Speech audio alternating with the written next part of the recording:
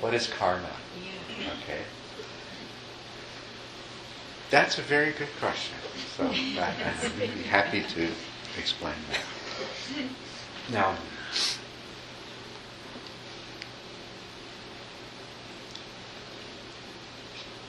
karma is it's a Sanskrit word that means action. And it originated thousands of years ago where the Brahmins of ancient India were responsible for performing various rites and rituals in their society. And it was believed that when the rituals were performed properly, that this would actually nourish the gods, who in turn would make sure that the sun rose and set, and that the rains fell, and that the seasons progressed, and that life continued as it should. And so the idea of the action of performing the ritual properly would, through a sort of supernatural agency, result in everything going on as it should. And then over time, that developed into the idea that was extended to all of the activities of a person in their lifetime. And in ancient India, people were members of different castes, and some castes were higher than others. And so the idea was that if a person fulfilled their role properly in their life, that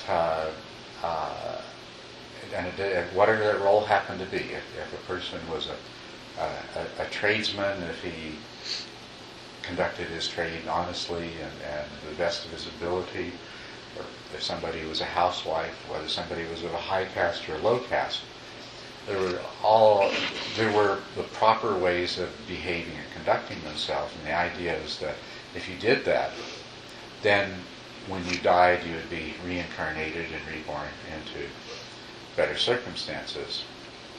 So if you're in a low caste, you might come to be in a high caste. And if you're in a high caste, you might continue to be reborn in a high caste, and maybe to a wealthier family and things like that. This was a long time ago. The Buddha came along when these ideas were the predominant ideas in society at the time. And he took this idea, appropriated it, and showed it could be applied in a different way. He said, by karma, I mean intention. And he gave it an entirely ethical and moral meaning. That what is important about your actions is the intention behind them, and that in addition to the immediate and obvious results of these actions, that the intentions behind those would determine the sorts of experiences that you as an individual had in the future. And so he went on to explain in much more detail how that happens, how that process of how we condition ourselves. If we let ourselves go to engage in lustful and greed-filled activities, then we turn ourselves into a particular kind of person, and we'll experience a lot of suffering as a result. Or if we allow ourselves to frequently succumb to impatience and anger, hatred, that we'll turn ourselves into a kind of person that reflects that, and that too leads to a lot of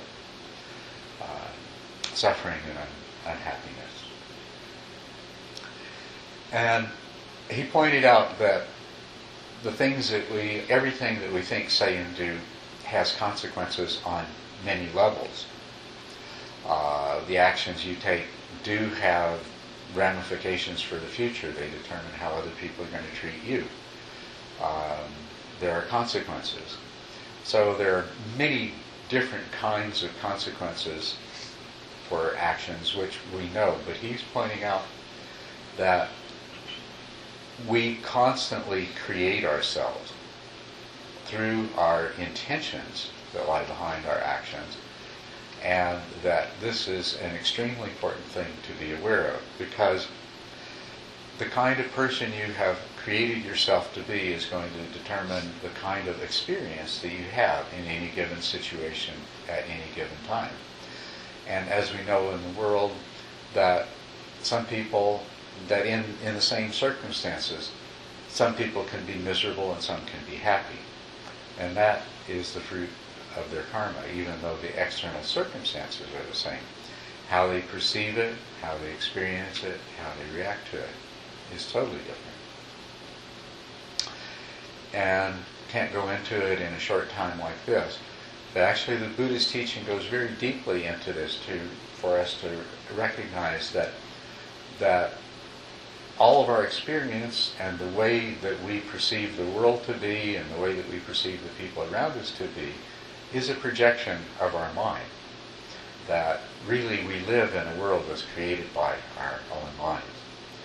And so this very same thing I was just talking about actually goes much deeper even than what I've just described to you, because if the entirety of the world as you experience it is a product of your mind, and if your mind is conditioned by your past karma, then that what this means is your life and your world at the deepest possible level is being determined by karma. So this makes karma much more central and much more important than it even appears when you examine it at the most obvious level.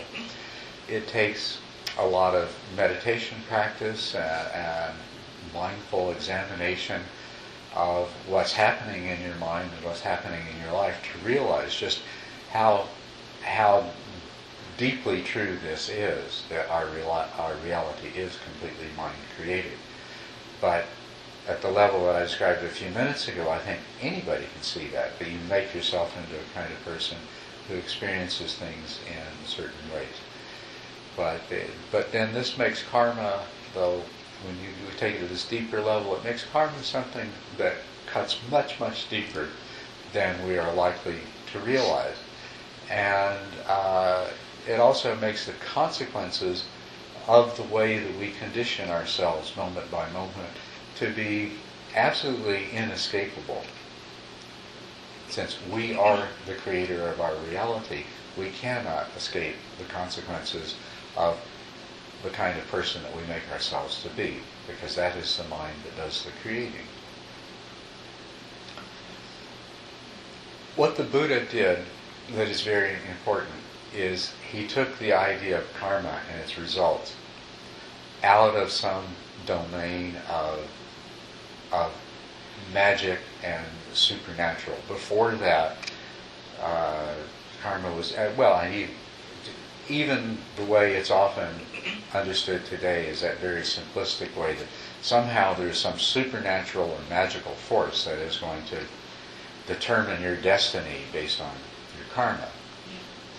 And the underlying truth doesn't, that's hard to explain. Well, who is it that's keeping track of all this? Who's keeping score?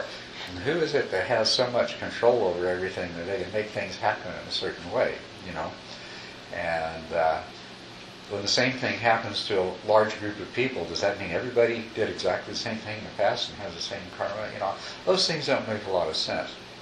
But the way the Buddha taught karma makes a lot of sense. It makes a lot of common sense, and we can penetrate to a very deep level in it as well. It actually is more profound in its consequences than if there were some strange external power that had the ability to keep records on us and mete out results in that kind of way.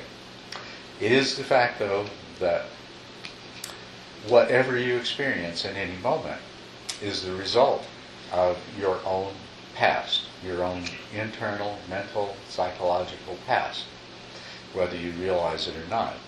So no matter what experience you're having, good or bad, you need to own the fact that this is a direct flowering of your past thoughts, words, and deeds, and the way that you formed your own mind.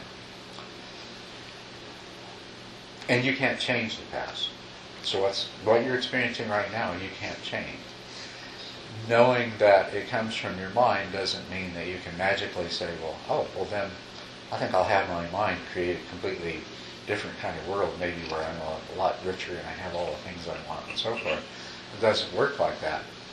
But if you begin to understand the way that your mind does work, then you realize that what you do in the present, the experience you're having may be determined by your past, but your reaction to it and the thoughts and words and actions that you generate in this moment are what creates your future.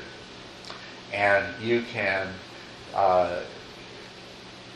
if the present is unpleasant or dissatisfying in some way, you have a choice. You can either make more bad karma in reaction to that, so that in the future you're going to have more unpleasant experiences. Or you can make good karma instead, and you can cancel out the past bad karma, and you can create for yourself a much better kind of future.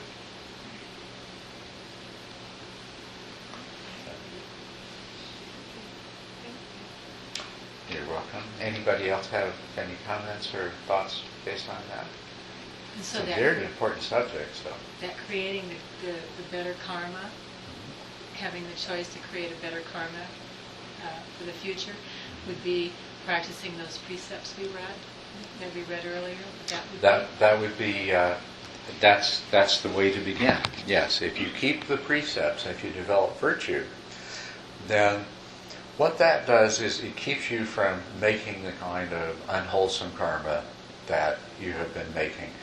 Then you can go a little deeper. Well, the other thing that you can do is you can start making wholesome karma to replace it. So on those occasions when you might have, when there might be some urge to do or say something that would harm someone else, or when you're experiencing a mental state of anger or annoyance or hatred, if you can find a way within yourself to transform that so that your anger becomes understanding and your hatred becomes compassion and your greed becomes generosity and so forth, then it becomes really powerful. You can stop doing the unwholesome things, but then you can not only stop doing the unwholesome things, but change those to more wholesome things.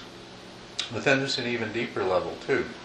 If you start practicing in this way and you're mindful, you can come to realize that all of your unwholesome thoughts and words and actions are rooted in desire in some form or another, or aversion of some form or another, or ignorance, delusion of some form or another.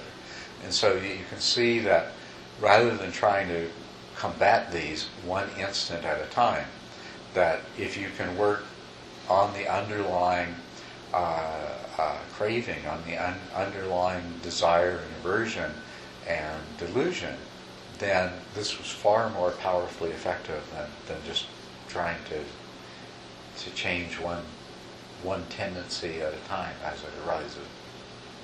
This is where it goes so to deep. How does one make that shift?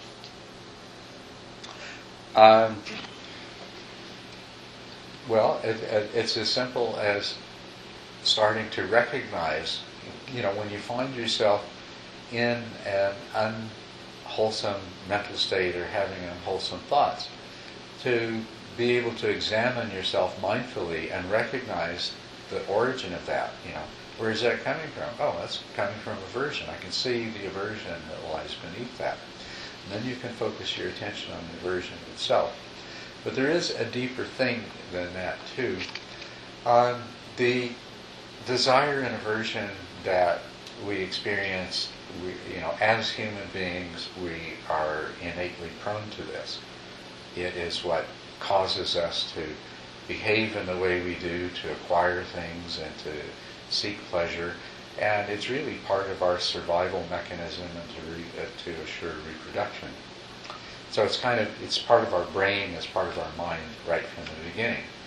But as we grow spiritually, we don't need to be like a more primitive kind of being who, in order to survive, needs to be driven and controlled by these crude instincts and emotions.